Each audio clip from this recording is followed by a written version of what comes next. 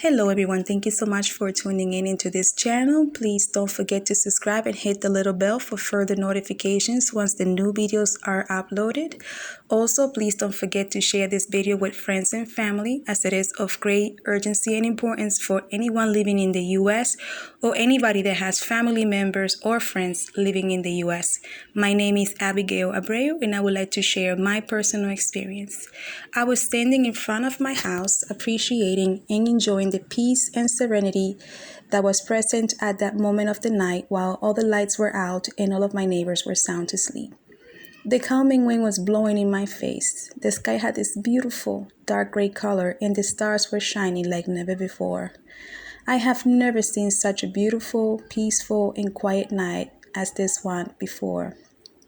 All of a sudden, though, I heard a strange, loud noise coming from above, and I looked up into the sky to see where it was coming from. When I looked up, I noticed these very sophisticated aircrafts that were shaped in the form of black triangles with round edges, being piloted by Chinese military personnel. They were able to enter the U.S. airspace without being detected by any radars or any security surveillance systems.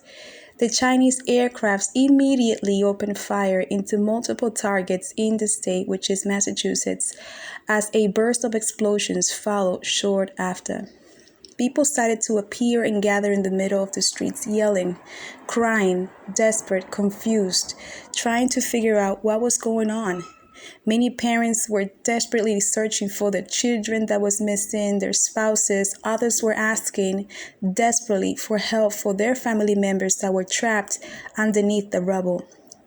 The sky became bright yellow and orange as another round of missiles were being fired into the ground. People started to run in all different directions, but there was no safe place to run or hide as everything around us was lit on fire.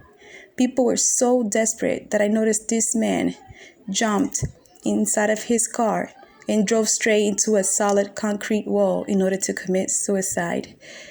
At this point, I looked back into the sky and I noticed the U.S. Air Force had finally made it into the scene.